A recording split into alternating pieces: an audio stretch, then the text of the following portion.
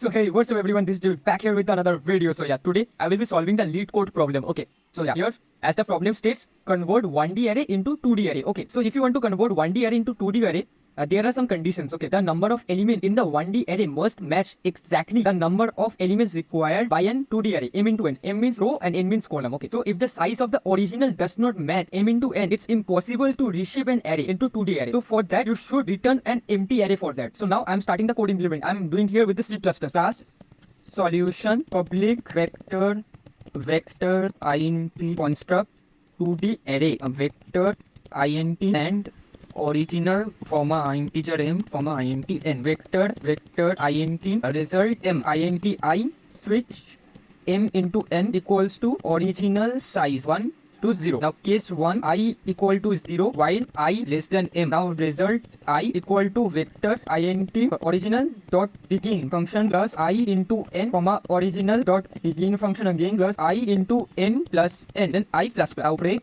default return and then return result. So now let's see the code is running or not. Yeah, as you can see here, our code is successfully running. It's accepted.